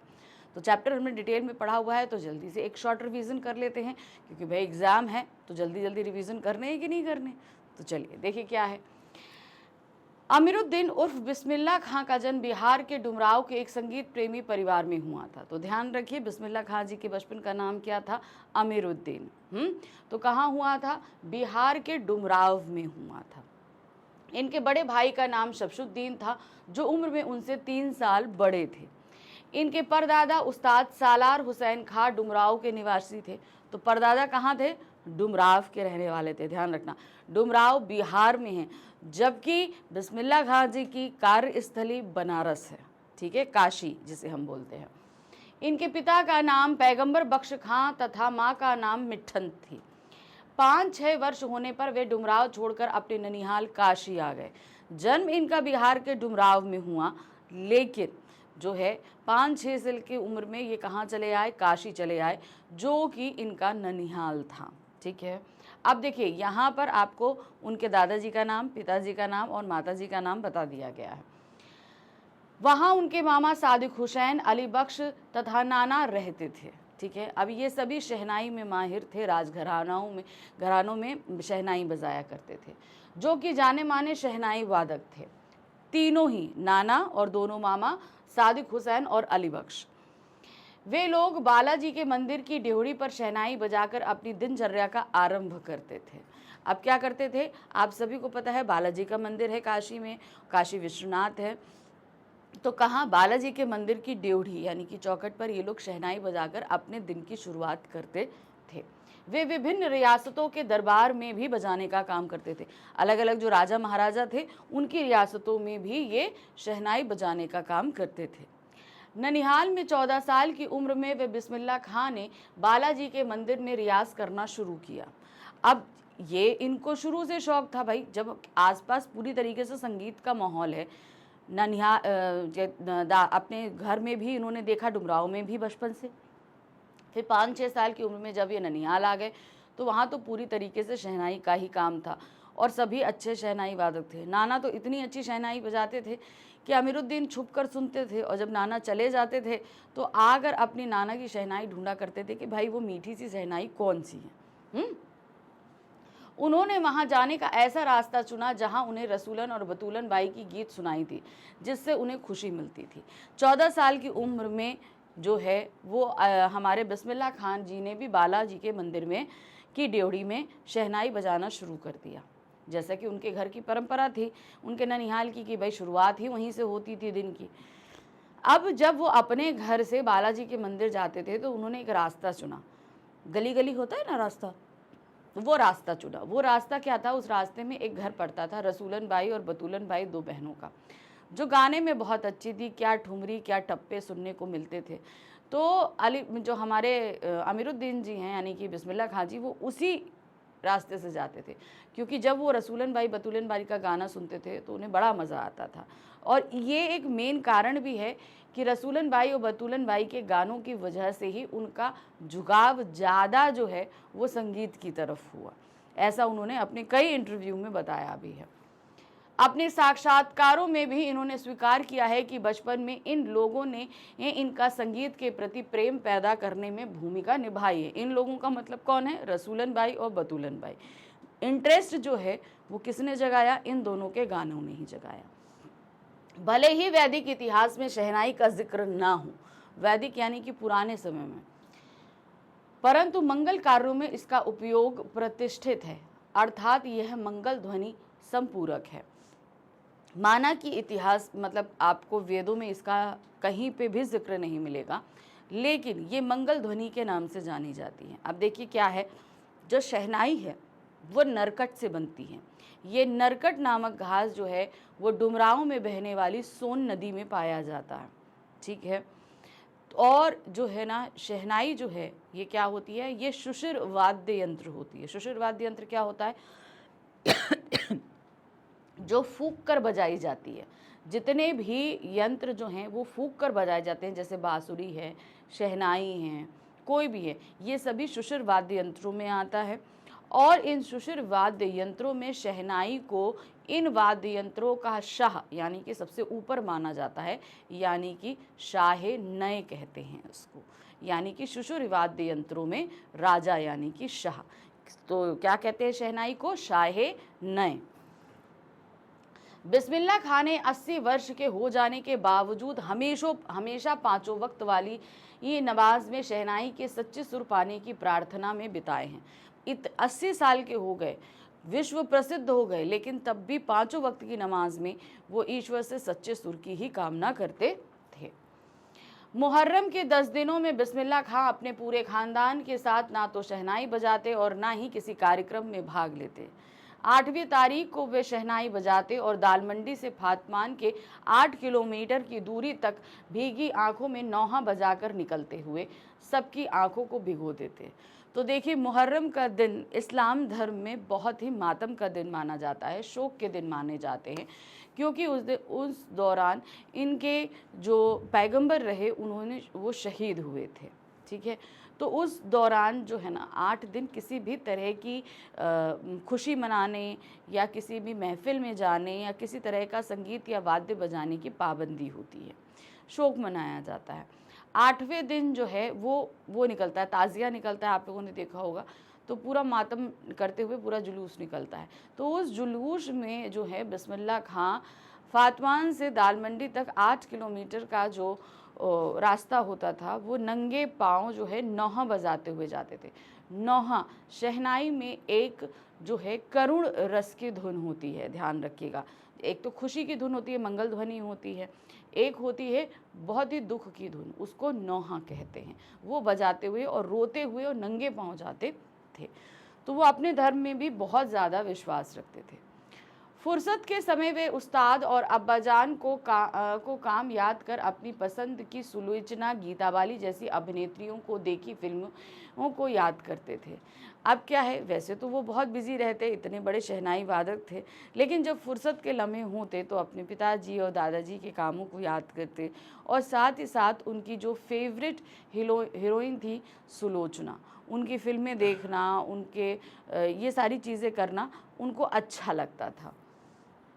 वे अपनी बचपन की घटनाओं को याद करते हैं कि कैसे वे छुपकर नाना की शहनाई बजाते हुए सुनता था। यानी भी मैंने बताया था ना कि जब नाना शहनाई बजाते थे वो छुपकर सुनते थे, तथा बाद में उनकी मीठी शहनाई को ढूंढने के लिए एक एक कर शहनाई को फेंकते और कभी मामा की शहनाई पर पत्थर पटक कर दाद देते थे। तो ये शहनाई बजाने वाली बात तो हमने आपको बताई थी, नाना की शहनाई ढूंढते थे। फिर क्या होता था, मामा जब बजाते थे, है ना, अली बख्श वगैरह जो बजाते थे उनके मामा शहनाई, जब शहनाई बजाते थे और उनको बड़ा पसंद आता था तो कहते ना, अरे वाह वाह वाह वाह कहा जाता है, तो वो वाह वाह नहीं करते थे। वो क्या करते थे, वो एक पत्थर उठाते थे और पटक के ऐसे मारते थे। तो पटक के मारने का तात्पर्य क्या हो जाता है, उनको दाद देना नहीं आता था। इस बात से पता चलता है कि उनको ये नहीं पता था कि दाद कैसे दी जाती है, तो इसलिए वो पत्थर पटक के देते थे। बाद में भाई उन्हें समझाया गया कि दाद खाली वाह वाह दे देने से ही हो जाती है, पत्थर पटकने की आवश्यकता नहीं होती है। बचपन के समय में फिल्मों के बड़े शौकीन थे बिस्मिल्लाह खां जी। उस समय 3rd क्लास का टिकट 6 पैसे का मिलता था, जिसे पूरा करने के लिए वो 2 पैसे मामा से, 2 पैसे मौसी से और 2 पैसे नाना से लेते थे। अब भाई जाना था देखने के लिए तो क्या करते थे, पैसे इकट्ठा करने। तो पैसे इकट्ठा करने के लिए वो 2-2 पैसे सबसे लेते थे और फिर जब 6 पैसे इकट्ठा हो जाते तो जाके पिक्चर दे। उनकी फेवरेट हीरोइन थी सुलोचना, 2 लेते, फिर बाद में घंटों लाइन में लगकर टिकट खरीदते। बाद में वे अपनी पसंदीदा अभिनेत्री सुलोचना की फिल्मों को देखने के लिए वे बालाजी के मंदिर पर शहनाई बजाकर कमाते थे। भाई शुरू में तो भाई वो नहीं जाते थे। उन्होंने 14 वर्ष की उम्र में बालाजी की ड्योढ़ी पर बजाना शुरू किया, लेकिन उससे पहले तो ये सबसे पैसे मांग के जाते थे। लेकिन जब 14 साल की उम्र में इन्होंने ड्योढ़ी पर बजाना शुरू कर दिया तो क्या हुआ कि वहाँ से इनको जो पैसे मिलने लगे उससे जाकर ये फिल्में देखने लगे थे। वे सुलोचना की कोई फिल्म न छोड़ते तथा कुलसुम की देसी घी वाली दुकान पर कचौड़ी खाना न भूलते। तो कुलसुम की देसी घी की कचौड़ियाँ भी उनको बहुत पसंद थी, तो वो भी ये ज़रूर खाते थे और उसको ये संगीतमय कचौड़ी कहते थे। संगीतमय कचौड़ी क्यों कहते थे, क्योंकि जब खौलते घी में ये कचौड़ियाँ डाली जाती थी तो क्या होता था, छन एक कुलकुल कुलकुल करके आवाज़ आती है ना, तो वो जो छनने की और खुलबुलाने की जो आवाज़ आती थी वो इनको संगीत लगता था, इसीलिए उसे वो संगीत में कचौड़ियाँ कहा करते थे। काशी के संगीत आयोजन में वे अवश्य भाग लेते थे। अब ये आयोजन क्या होता था, हनुमान जयंती पे। यह आयोजन कई वर्षों से संकट मोचन मंदिर में हनुमान जयंती के अवसर पर हो रहा था, जिसमें शास्त्रीय व उपशास्त्रीय गायन वादन की सभा थी। तो ये ध्यान रखिए क्या है, हनुमान जी के मंदिर में हर जो बालाजी का मंदिर है ना, हनुमान जयंती होती थी तो वहाँ पर एक संगीत आयोजन किया जाता था, जिसमें शास्त्रीय वाद्य और नाट्य यंत्र जो हैं वो बजते थे, गायन होता था, तो उसमें वो भाग लिया करते थे।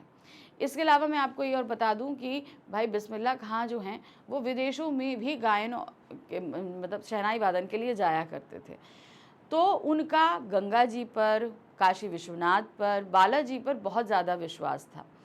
तो वो क्या करते थे, जो है ना, जब भी कहीं पे भी गाने बैठे, अब स्टार्टिंग वो कहाँ करते थे, जिस दिशा में जो है वो काशी हुआ करती थी, उस समय बालाजी मंदिर और काशी विश्वनाथ की तरफ वो बैठकर पहले थोड़ी देर, यानी कि अपनी शहनाई का प्याला उस तरफ घुमा देना। शहनाई का प्याला उस तरफ घुमा देने का मतलब होता है जिस तरफ भी, जिस आप कहीं पे भी जाओ, दिशा एक ही रहती है, काशी विश्वनाथ वहाँ हैं, वो उस तरफ बैठकर घुमा कर अपनी काशी वहाँ शहनाई को वहाँ बजाया करते थे। अच्छा, इसमें एक और चीज़ है, ये शायद देखी हो, चलिए देख लेते, नहीं है तो अभी आपको और वो भी बता देती हूँ मैं। बिस्मिल्लाह खां जब काशी से बाहर रहते तब भी वे विश्वनाथ और बालाजी की मंदिर की तरफ मुंह कर बैठते और अपनी शहनाई को उस तरफ घुमा दिया करते थे। गंगा, काशी और शहनाई उनका जीवन थे। काशी का स्थान सदा से ही विशिष्ट रहा। यह संस्कृति की पाठशाला है। बिस्मिल्लाह खां के शहनाई के धुनों की दुनिया दीवानी हो जाती थी। बात सही है, आज भी अगर उनकी, भाई आज तो वो है नहीं, लेकिन हाँ उनके रिकॉर्ड्स तो हैं, तो आज भी जब हम उनको सुनते हैं तो हम एक दीवाने से हो जाते हैं, इतनी अच्छी वो शहनाई बजाते हैं। इसमें एक इंसिडेंट नहीं लिखा है, जब हमारे बिस्मिल्लाह खां जी को भारत रत्न प्राप्त हो गया था, तो वो ऐसे जैसे बहुत ही, एक तो सादे इंसान थे वो, तो ऐसे ही वो सादगी के साथ अपने घर में रहते थे।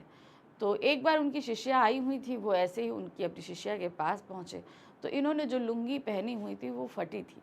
तो इनकी शिष्या ने टोक दिया कि उस्ताद जी, आपको भारत रत्न मिल चुका है, अब तो आप इस तरह की फटी तहमत मत पहना करिए। तो बिस्मिल्लाह खां जी ने बड़े मुस्कुराते हुए उस बच्ची को समझाया कि बेटा, मुझे भारत रत्न मेरी इस शहनाई पर मिला है, इस फटी इस लुंगी पर नहीं। भगवान जो है वो कभी फटा सुर न बख्शते। ये लुंगी क्या है, आज फटी है कल सिल जाएगी। यानी कि इस बात से ये पता चलता है कि वो भले इतना फेमस हो गए थे, लेकिन उनके अंदर अहंकार नाम की 1% चीज़ नहीं थी। एकदम डाउन टू अर्थ जो व्यक्ति होता है वो इस तरीके के थे। सन 2000 के बाद पक्का महाल में मलाई बर्फ वालों के जाने से देसी घी तथा कचौड़ी जलेबी में पहले जैसा स्वाद ना रहने के कारण उन्हें इसकी कमी खलती है। यानी कि अब जैसे जैसे 2000 आया, बहुत सारे समय के साथ बदलाव होते हैं। अब खाने पीने की चीज़ों में तो बदलाव, टेस्ट में पहले से ही बहुत फ़र्क आ चुका है, लेकिन साथ ही साथ लोगों का संगीत के प्रति रुझान है, उस्तादों के प्रति, संगीतज्ञ के प्रति जो एक आदर भाव है, वो भी काफ़ी हद तक ख़त्म हो चुका है। तो इस चीज़ का उनको बड़ा अफसोस होता है कि भाई ये जो बदलाव हो रहे हैं वो ज़्यादा अच्छे नहीं हैं। वे नए गायकों और वादकों की घटती आस्था और रियाजों के महत्व के भी प्रति चिंतित हैं। यानी कि जो नए संगीतज्ञ आ रहे हैं वो रियाज नहीं करते हैं, उनका इतना ज़्यादा आस्था नहीं है अपने काम की तरफ। होता है ना कि भाई हमें जो काम पसंद है हम उसको ज़्यादा करते हैं, तो उनका काम के प्रति आस्था नहीं है, और वो जो है इतना ज़्यादा जो है अपने काम को महत्व भी नहीं देते और ना ही अध्ययन करते हैं। मतलब लगातार प्रैक्टिस करने वाला जो काम होता है वो भी नहीं करते हैं। बिस्मिल्लाह खां हमेशा से दो कौमों की एकता और भाईचारे के साथ रहने की प्रेरणा देते आए हैं। अब ये भी सही है, देखिए वो खुद एक मुसलमान थे, अपने धर्म के रीति रिवाजों को मानते थे, लेकिन साथ ही बालाजी के मंदिर में, साथ ही काशी विश्वनाथ में, गंगा जी में भरपूर आस्था रखते थे, क्योंकि वो मानते थे कि भाई सभी धर्म एक से ही होते हैं, इसलिए हमें सभी की सम्मान करना चाहिए। 90 वर्ष की उम्र में 21 अगस्त 2006 को उन्होंने दुनिया से विदा ले ली। भारत रत्न, अनेकों विश्वविद्यालय की मानद उपाधियां व संगीत नाटक अकादमी पुरस्कार तथा पद्म विभूषण जैसे पुरस्कारों से जाने नहीं जाएंगे, बल्कि अपने अजेय संगीत यात्रा के नायक के रूप में पहचाने जाएंगे। उन्हें इतने भारत रत्न नहीं मिले, इतने पुरस्कार के लिए वो नहीं पहचाने जाएंगे, वो पहचाने जाएंगे अपने बेमिसाल काम के लिए। क्यों? क्योंकि वो काम भी उन्होंने खुद अपनी मेहनत से बेमिसाल बनाया था। अगर उन्होंने जो रास्ता चुना था उसके प्रति वो पूरी तरह समर्पित थे, अध्ययन करते थे और कभी भी सेटिस्फेक्शन के लेवल तक नहीं पहुंचे थे, जहां उन्हें लगे कि हाँ ये मेरा काम जो है ये बहुत अच्छा है, इससे अच्छा किसी का नहीं हो सकता। उन्हें लगता था कि मैं इससे और अच्छा कर सकता हूँ और अच्छा कर सकता हूँ। तो कभी वो अपने काम से खुद आत्मसंतुष्ट नहीं हुए, इसी वजह से वो अहंकार उनको छू नहीं पाया। ठीक है, तो ये था हमारा चैप्टर नौबत खाने में इबादत, और अब हम आ गए हैं अपनी इस क्षितिज बुक के गद्य खंड के अंतिम अध्याय पर। गद्य खंड का छठा और पुस्तक का 12वां अध्याय है हमारा संस्कृति, जहाँ पर लेखक ने दो ऐसे शब्दों के डाउट्स को हमें दूर किया है। वो हमारा क्या है, संस्कृति और सभ्यता क्या होता है, इसको लेकर हम बहुत ज़्यादा परेशान रहते हैं, हमें नहीं समझ में आता कि इसका क्या मतलब है। तो चलिए आज इन्हीं के मतलबों को समझते हैं। लेखक कहते हैं कि सभ्यता और संस्कृति दोनों ऐसे शब्द हैं जिनका उपयोग अधिक होता है परंतु समझ में कम आते हैं। इनके साथ विशेषण लगा देने पे इन्हें समझना और भी कठिन हो जाता है। यानी कि सभ्यता और संस्कृति तो पहले ही न समझ में आते, लेकिन अगर इनके साथ हम कुछ और शब्दों को जोड़ दें इसकी विशेषता बताने के लिए, तब तो इनको समझना और ज़्यादा कठिन हो जाता है। जैसे हम बोलें सभ्यता, तो हम बोलेंगे भारतीय सभ्यता, क्या है। अब वो ज़्यादा और ज़्यादा मुश्किल हो जाता है कि समझना। पहले ही सभ्यता नहीं समझ में आ रहा, तब तो उसमें और हमने चीज़ें जोड़ दी। कभी कभी दोनों को एक समझ लिया जाता है तो कभी अलग। आखिर ये दोनों एक हैं या अलग, यही एक सबसे बड़ा सवाल है। लेखक समझाने का प्रयास करते हुए आग और सुई धागे के आविष्कार का उदाहरण देते हैं। वह अपने उनके आविष्कर्ता की बात कहकर व्यक्ति ये विशेष की योग्यता, प्रवृत्ति, प्रेरणा को व्यक्ति विशेष की संस्कृति कहता है, जिसके बल पर आविष्कार किया गया है। तो देखिए, उन्होंने कहा कि भाई ये दोनों, क्वेश्चन यही है कि ये दोनों एक होते हैं, अलग अलग होते हैं, या एक से जुड़े होते हैं। तो उन्होंने बताया कि भाई अगर आपको ये जानना है तो उन्होंने उस चीज़ का उदाहरण दिया जिससे वाकई हमारी सभ्यता शुरू हुई, मानव सभ्यता जो है डेवलप करना शुरू करी। वो था एक आग, जब आग का आविष्कार किया गया, और दूसरा था सुई धागा, क्योंकि ये वो तरह चीज़ थी जब हम आदि मानव से मानव बनने की प्रक्रिया हमने आरंभ करी। क्योंकि जब तक आग नहीं थी हम कच्चा मांस खाते थे, हमने जब तक सुई धागे का आविष्कार नहीं किया था हम नंगे घूमते थे, है कि नहीं। तो इस तरीके से जब ये दो चीज़ों का आविष्कार हुआ तो धीरे धीरे हम पशुओं से या आदि मानव जैसे जो हम रहते थे उससे हम मानव सभ्यता की तरफ बढ़ने लगे। अब ये बात ये होती है कि भाई इससे संस्कृति और सभ्यता का क्या तात्पर्य है। चलिए इसको हम आगे हम चैप्टर बाद में पढ़ते हैं, आपको पहले समझा दें क्या होता है। जब हमारी कोई ज़रूरत, कोई भी ज़रूरत हमें किसी चीज़ की खोज करने के लिए मजबूर करती है, जैसे मनुष्य था, जब आदि मानव थे तो हम कच्चा मांस खाते थे। कच्चा मांस खाते होंगे तो जाहिर सी बात है कि हमें बहुत सारी तकलीफ़ें होती होंगी। उसको क्या कहते हैं, एक तो वो स्टोर नहीं किया जा सकता था, पहली बात तो ये। दूसरा चीज़ उसको चबाना, उसको हज़म करना, ये सारी चीज़ें अपने आप में एक स्ट्रगल होती होंगी।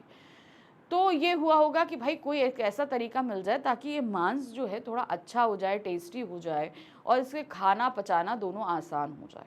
तो ये हमारी ज़रूरत रही। अब इसके अलावा हमारी ज़रूरत क्या रही, रात होते ही हम असहाय हो जाते थे, क्योंकि उस समय जंगली जानवर भी बहुत ज़्यादा भयंकर होते थे। तो ये जंगली जानवर हम पर हमला कर देंगे, तो उनसे बचने के लिए हमें कोई चीज़ रात में भी रोशनी के लिए चाहिए थी। ठंड हो जाती थी तो हमें अपने आप को गर्म करना था।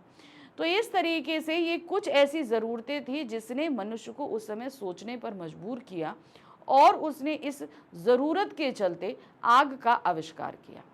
अब इस ज़रूरत के चलते जो उसके अंदर खोज की जो भावना आई वो कहलाई हमारी संस्कृति, ठीक है। और इस संस्कृति, इस जिज्ञासा, इस ज़रूरत के कारण मनुष्य ने जिस आग का खोज किया वो क्या कहलाया, हमारा हम वो जिसने खोज किया वो क्या कहलाया, संस्कृत मानव। अब व्यक्ति ने आग की खोज तो कर ली, अब उस आग की खोज के बाद जिसने भी खोज करी उसकी अगली पीढ़ी को ये आग की खोज अपने आप मिल गई। उसको तो मेहनत नहीं करनी पड़ी, लेकिन उसने उस मिली हुई आग से क्या किया, अभी तक तो हम आग पर खाना बना रहे थे, उसने गैस जला दिया, उसने क्या कहते हैं और भी तरीके से उसका इस्तेमाल करना शुरू कर दिया, है ना। तो धीरे धीरे उसने आग जो कि उसके पिताजी ने खोजी थी, उस आग को लेकर और ज़्यादा चीज़ें उसने करनी शुरू कर दी। तो हमने क्या किया, किसी और के खोजी हुई चीज़ से जब अपने रहन सहन, खान पान, आना जाना, इन सारी चीज़ों में सुधार करना शुरू किया तो वो हमारी सभ्यता कहला दी गई। समझ में आया। तो जब हमारी जिस ज़रूरत की वजह से हम किसी चीज़ की खोज करते हैं वो हमारी संस्कृति कहलाती है। जो इस खोज को वो करता है वो संस्कृत मानव कहलाता है।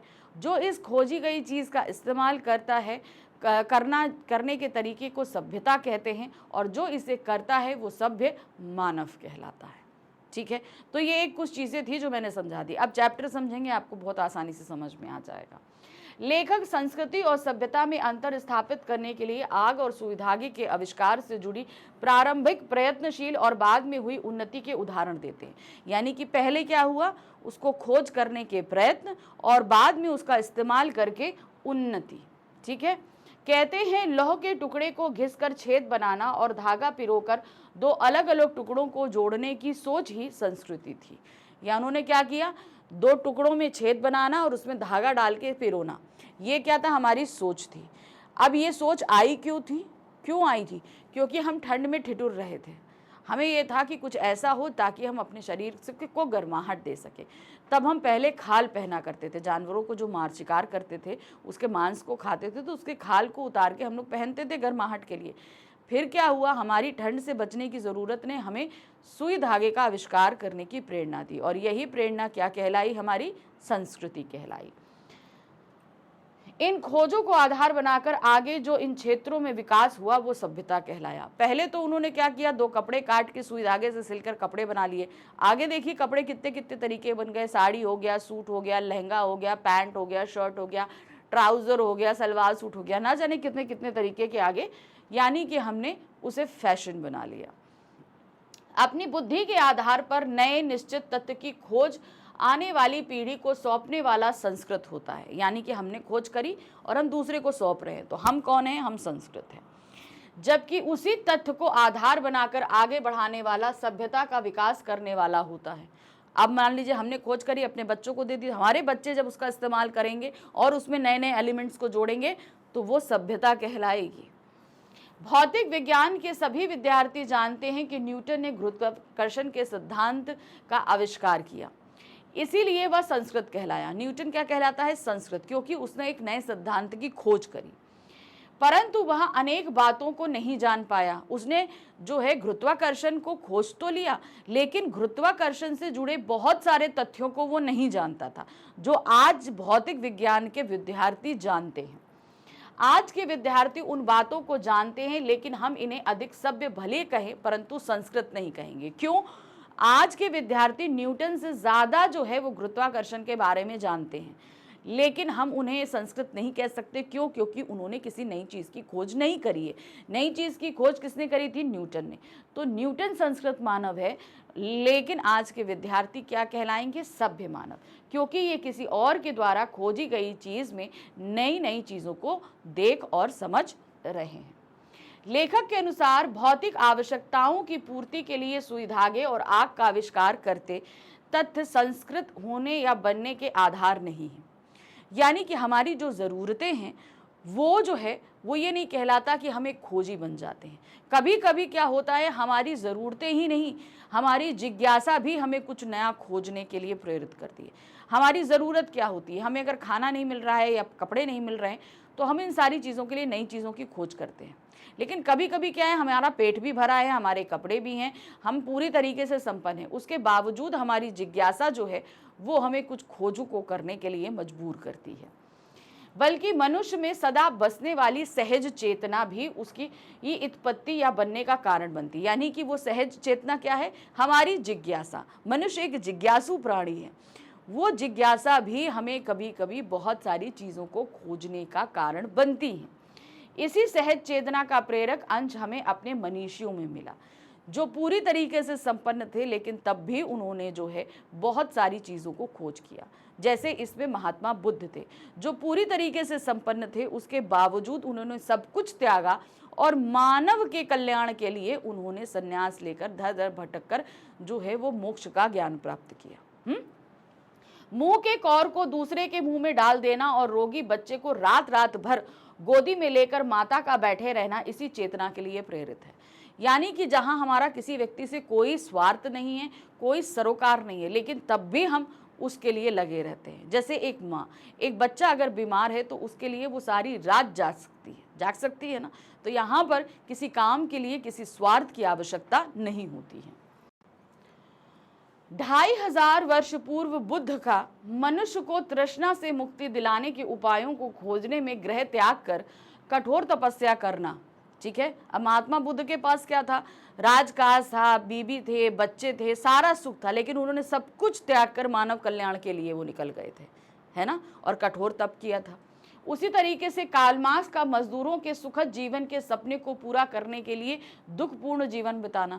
कार्ल मार्क्स का भी अच्छा जीवन था, लेकिन उन्होंने जब मजदूरों का दुख देखा तो उन्होंने सब कुछ त्याग दिया और उनके अच्छे जीवन के लिए उन्होंने अपने जीवन को कष्टपूर्ण बना लिया था। लेनिन का मुश्किलों में मिले डबल रोटी के टुकड़े को दूसरे को खिला देना इसी चेतना से संस्कृत बनने का उदाहरण है। यानी कि जहाँ पर हम दूसरों के दुखों में चिंतित होते हैं, साथ ही हमारी जिज्ञासा हमें इस तरफ ले जाती है। यानी कि हमारा पेट भरा, सोचिए किसी ने अंतरिक्ष के बारे में सोचा होगा, उसका पेट तो भरा था, वो सिर्फ ऐसे ही एक दिन चारपाई पर लेट गया और उसने आसमान की तरफ देखा कि आखिर रात में आसमान में ये इतने सारे चमकने वाली चीज़ें क्या आ जाती हैं। तो किसी व्यक्ति के मन में तो आया होगा, उसने अपनी इस जिज्ञासा को शांत करने के लिए खोज शुरू की होगी, और तब हम आज जानते हैं कि आज हम इस अनंत ब्रह्मांड के सिर्फ इतने से एक अंश में भी नहीं हैं। ठीक है, इतना जरा सा भी एक हम पार्ट, यानी कि रेत के एक कण से भी हम इस ब्रह्मांड में छोटी सी स्थिति में हैं। कितना जाने हम हमारे जैसी कितनी गैलेक्सी जो है इस ब्रह्मांड में है। तो जिसने भी ये चीज़ें खोजनी शुरू की होंगी उसके अंदर भी ये जिज्ञासा रही होगी। ज़रूरी नहीं है कि हमेशा हमारी ज़रूरतें ही किसी चीज़ की खोज का कारण बने। लेखक कहते हैं कि खाने पीने, ओढ़ने पहनने के तरीके, आवागमन के साधन से लेकर परस्पर मर कटने के तरीके भी संस्कृति का ही परिणाम, सभ्यता के उदाहरण हैं। यानी कि हम बहुत सारी चीज़ों की खोज करते हैं, उससे फिर अपने रहने, खाने पीने, हर चीज़ में हम सुधार लाते हैं, विकास करते हैं। ये सभी हमारी सभ्यता है। ठीक है, मानव हित में काम ना करने वाली संस्कृति का नाम असंस्कृति है। तो देखिए, अगर कोई ऐसी खोज करी जा रही है जिससे पूरे मानव समाज का कल्याण हो रहा है, तब तो वो संस्कृति कहलाती है। लेकिन कभी कभी कुछ खोजें ऐसी की जाती हैं जिससे विनाश हो, तो ऐसी सोच असंस्कृति होती है। यानी कि जब हम किसी खोज में मानव कल्याण की भावना को हटा देते हैं तो वह संस्कृति से असंस्कृति बन जाती है। इसे संस्कृति नहीं कहा जा सकता, यह निश्चित ही असभ्यता को जन्म देती है। मानव हित में निरंतर परिवर्तनशीलता का नाम संस्कृति है। मतलब हमेशा चीजें बदलती रहनी चाहिए। यह बुद्धि और विवेक से बना एक ऐसा तथ्य है जिसकी कभी दल बांध कर रक्षा करने की जरूरत नहीं पड़ती है। इसका कल्याणकारी अंश अकल्याणकारी अंश की तुलना से सदा श्रेष्ठ और स्थायी रहता है। यानी कि आप चाहे जितने मरकटने के साधनों को आप इजाद कर लीजिए, जितना भी, अब जैसे देखिए परमाणु बम है, टैंक है, राइफल है, ये सारी चीज़ें क्या हैं? दूसरों को मारने के लिए ही तो इजाद की गई हैं। आप चाहे जितना कर लीजिए, लेकिन उससे ज़्यादा हमेशा वो चीज़ें रहेंगी जो मानव कल्याण को प्रेरित करती आई हैं। तो ये था हमारा गद्यखंड क्षितिज का, जिसे आज हमने कंप्लीट किया। आई होप आपके लिए बहुत ही ज़्यादा हेल्पफुल रहेगा ये रिवीजन, जहां हमने फटाफट अपने पूरे 6 अध्याय आपको समझा दिए। ठीक है, बस इसी तरीके से पढ़ते रहिए। और अभी तो कुछ और चीज़ें भी आपके पास आने वाली हैं। हम कल सुबह तक आपके साथ रहेंगे। कहने का मतलब है एग्ज़ाम तक साथ नहीं छोड़ेंगे, और पेपर देकर आइए तब भी हम आपके साथ रहेंगे आपके पेपर को एनालाइज करने के लिए। तो चलिए मिलते रहेंगे। अभी तक तो रात तक हम साथ ही साथ हैं, फिर कल सुबह भी साथ रहेंगे, और फिर आपको बेस्ट ऑफ लक कहकर हम एग्ज़ाम के लिए भी भेजेंगे। ठीक है, तो चलिए जल्दी मिलेंगे दोबारा फिर से। Thank you for watching, bye bye.